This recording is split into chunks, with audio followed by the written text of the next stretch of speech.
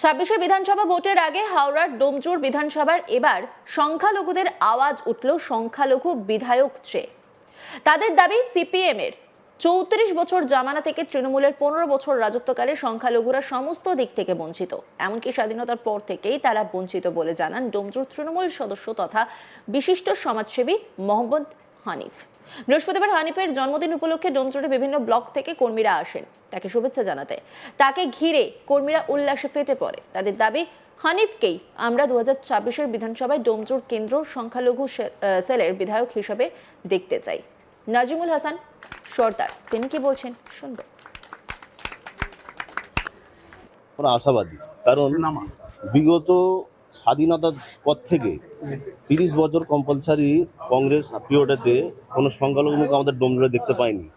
তারপরে পরে বামফ্রন্ট আলো, ওরা প্রায় 34 বছর ওরা রাজত্ব করেছে। আমরা ডোমজুড়ে কোনো সংখ্যালঘু কোনো সদস্য আমরা বা বিধায়ক পাইনি। বর্তমানে 15 বছর তৃণমূল সরকার চলছে, সেখানেও আমরা পাচ্ছি না। তো আমাদের একটা আশাবাদী শীর্ষ নেতৃত্বের কাছে যাতে আমাদের সংখ্যালঘু কোনো একটা প্রার্থী হোক এখান থেকে, যাতে আমরা কাজ আমরা ছিনিয়ে নিতে পারি। যেভাবে অনেক রাজনৈতিক দল এখন নতুন করে গজিয়ে উঠেছে, এগুলো শীর্ষ নেতৃত্বের কাছে এগুলো বোঝা দরকার আছে। ডোমজুর একটা বিশাল বড় একটা সংখ্যালঘুর অবল সম্প্রদায় মানে কাছ থেকে একটা খুঁটি। সেই হিসেবে আমাদের বাঁকড়া, আমাদের যে গ্রাম বাঁকড়া গ্রাম, আমাদের ওই বাঁকড়া গ্রাম থেকে আমাদের 3টে পঞ্চায়েত আছে, এখান থেকে কিন্তু একটা এমএলএ নির্ধারিত হয়। সেটা আমাদের ভোটের ব্যালট বক্সে প্রমাণিত হয়। এটা 3টে পঞ্চায়েতে কম করে 30,000 ভোটে আমাদের লিড দেওয়া হয়, প্রত্যেকবারে হয়েছে এটা। তো সেই হিসেবে আমাদের টোটালি প্রত্যেক রাজনীতিক দলকে আমরা শীর্ষ নেতৃত্বের কাছে এটা আমাদের আশা আকাঙ্ক্ষা আবেদন যে আমাদের ডোমজুর খুব ভাইটাল একটা জায়গা। ডোমজুরের পরে আমাদের হাওড়া জেলা পড়ছে, হাওড়া জেলার পরে আমাদের কলকাতা। তো এখান থেকে কিন্তু কলকাতা হাত ধরা খুব সহজ। মানুষ এখনো বুঝে উঠতে পারছে না, মানুষ কিন্তু সবে ক্ষোভে আছে, সুযোগ পালে কিন্তু প্রশাসনিক সদর দপ্তর হাওড়াতেই। সেই হিসেবে আমরা আশাবাদী। কোনো দলকে আমরা টার্গেট করছি না, কারোর ওপরে আমরা আশাও করছি না, আবার আশাও আছে। প্রত্যেক দলের ওপরে আমরা মানে আশাবাদী, যারা শীর্ষ নেতৃত্ব আমাদের ডোমজুরকে মুসলমান কোনো প্রার্থী হিসেবে আমরা দেখতে চাই। এটা আমরা দেখুন আমাদের সোশ্যাল কাজের মধ্যে আমাদের দেখতে পাচ্ছি শেখ হানিফ খুব ভালো মানুষ, ওনার সাথে আমরা ওটা বাধা করেছি, মানুষের পাশে থাকে।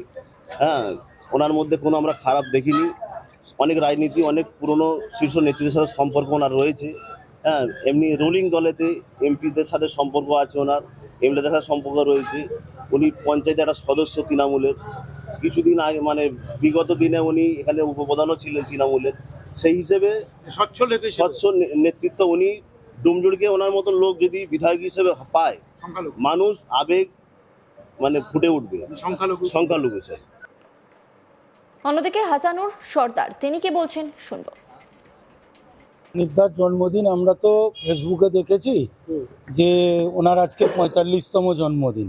আর হানিফদাকে আমরা দীর্ঘদিন ধরেই চিনি, শুধু রাজনৈতিক ব্যক্তিত্ব হিসাবে নয়, উনি একজন সোশ্যাল ওয়ার্কার হিসাবে বা ডোমজুরবাসীর পাশে উনি সবসময় থাকে। কাজের মানুষ, কাছের মানুষ বা দায় বিপদে প্রত্যেকেরই পাশে দাঁড়িয়েছে। সে আপনি যে কোনো রকমের বিপর্যয় থেকে শুরু করে প্রাকৃতিক বিপর্যয় হোক আর মানুষের কোনো রকম বিপর্যয় হোক, প্রত্যেক সময় ওনাকে আমরা পাশে পেয়েছি। তা আজকে তাই আমরা ডোমজুড়ের প্রত্যেকটা অঞ্চল থেকে এখানে এসেছি ওনাকে জন্মদিনের শুভেচ্ছা জানাতে। তার সাথে সাথে আজকে আমি এই জন্মদিন উপলক্ষে এসে আমরা সংখ্যালঘু সম্প্রদায়ের যে ব্যথা বেদনা যন্ত্রণা, আজকে এই ব্যথা বলতে দীর্ঘদিনের আজকে আমাদের রাজনৈতিকভাবে যে ব্যথা বেদনা সরকারের পক্ষ থেকে, সেটা মনে করুন বিগত সিপিএমের 34 বছরের রাজত্বে বা আজকে 15 বছর তৃণমূল কংগ্রেসের রাজত্বে। আমরা যেহেতু তৃণমূল কংগ্রেস কর্মী, তৃণমূল কংগ্রেসকেই বিলং করছি এখনও পর্যন্ত। তার মধ্যেও আজকে আমরা ডোমজুড়বাসী যে মার্জিনে আমাদের ডোমজুড় কেন্দ্রের ভোটে যেতে, আমাদের সংখ্যালঘু সম্প্রদায়ের ভোটে মার্জিনে যেতে, কিন্তু আজকে সেই অর্থে সংখ্যালঘু সম্প্রদায় কোনো রকম সুযোগ সুবিধা পায় না। সেটা আপনি রাস্তাঘাট থেকে বলুন, ইলেকট্রিক বিজলি থেকে বলুন, পানীয় জল থেকে বলুন, মানুষের স্কলারশিপ থেকে বলুন, আরও ইত্যাদি ইত্যাদি, কোনো সুযোগ সুবিধা মানে আমরা পরিকাঠামো পাই না। ভোটটা নিয়ে নেয়, এটা হচ্ছে একদম দীর্ঘদিনেরই ট্রেন্ড। তা এতদিনে আজকে আমাদের চোখ খুলে গেছে। আজকে আমরা সংখ্যালঘু সম্প্রদায় ডোমজুর কেন্দ্রে থেকে চাইছি, উচ্চ নেতৃত্বের দৃষ্টি আকর্ষণ করতে চাইছি যে কমসে কম ডোমজুর কেন্দ্রে যেন সংখ্যালঘু সম্প্রদায়ের কোনো মানুষকে বিধায়ক করা হয়। মাইনরিটি সেলের প্রাক্তন সভাপতি ফারুক আহমেদ মল্লিক বলেন, ডোমজুর কেন্দ্রে আমরা 4টি অঞ্চল থেকে লিড দিয়ে 2021-এ তৃণমূলকে জিতিয়েছি, আর আমরাই সবকিছু থেকে বঞ্চিত। জগাছা ও ডোমজুর মিলে যে 9টি অঞ্চল থেকে বিজেপি লিড পেয়েছিল, সেই সব অঞ্চল থেকে তৃণমূলের কর্মীরা উঠে এসে ডোমজুর কেন্দ্র কোথাও পুকুর ভরাট করে, কোথাও বা জলাশয় ভরাট করে প্রমোটিংয়ে মেতে উঠেছে। আমাদের শীর্ষস্থানীয় ব্যক্তিরা সেগুলো প্রশ্রয় দিয়ে চলেছে, আর আমরা যারা তৃণমূলকে জেতালাম তাদের এক ঘরে করে রেখেছে। তাই আমরা চাই 2026 বিধানসভায় বিধায়কের নতুন মুখ, অর্থাৎ সংখ্যালঘু সেল থেকে আমরা একজনকে বিধায়ক হিসেবে দেখতে চাই। এ বিষয়ে তৃণমূল সদস্য মোহাম্মদ হানিফ তিনি কি বলছেন শুনব। স্বাধীনতার পর থেকে ডুমডুরবাসী সবসময় সংখ্যালঘু মুখ একটা আবদার করেছিল। সেই সংখ্যালঘু মুখটা ডুমডুরবাসীর মনে প্রাণে গেঁথে আছে। 34 বছর সিপিএমের জামানায় আসেনি, আর আমাদের সময় 15 বছর চলছে। আশা রাখি মানুষ যেটা চাইছে সেটা উপরে নেতৃত্ব ব্যাপারটা বিবেচনা করে দেখবে। যারা জন্মদিনে দেখুন, জনগণ মানুষ তাদের ব্যথা, তাদের যন্ত্রণা তাদের মতো করে তারা বলবে। আমি দীর্ঘদিন, আপনারা জানেন, বিশেষ করে চ্যানেল 10-এ এই প্রসেনজিৎকে দেখলাম। ও বহু বছর আমাদের খবর করেছে।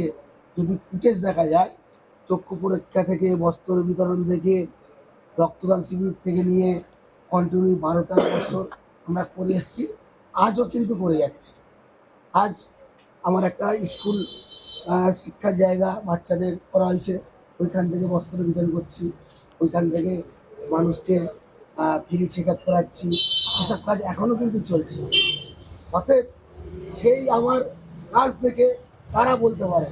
আমি একটু আগেই বলেছি, আমি প্ল্যাটফর্মের মধ্যে থেকে তৃণমূল কংগ্রেস করছি বর্তমানে, এবং আগামী দিন করব।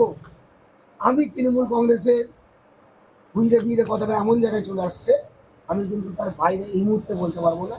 জনগণের কথা বলতে পারে, সব রকমভাবে জনগণ বলুক, সেটা আমার কোনো দাবিও থাকবে না, কোনো প্রোটেস্টও থাকবে না। তারা যেই আশাটা নিয়ে সেটা আমি রাখার কে? আমাকে যদি শীর্ষ নেতৃত্বরা বিবেচনা করে চিন্তা ভাবনা করে, সেটা তাদের ব্যাপার। জনগণ বলতে পারে, জনগণকে আমি প্রোটেস্ট করতে পারি না। তাদের আবদার, তাদের ভালোবাসা সবসময় বুকে টেনে নেবে। অন্যান্য খবরের আপডেটের জন্য অবশ্যই নজর রাখুন আজ তাক বাংলার ইউটিউব স্ট্রিমিংয়ে। লাইক, কমেন্ট, শেয়ার এবং সাবস্ক্রাইব করতে ভুলবেন না।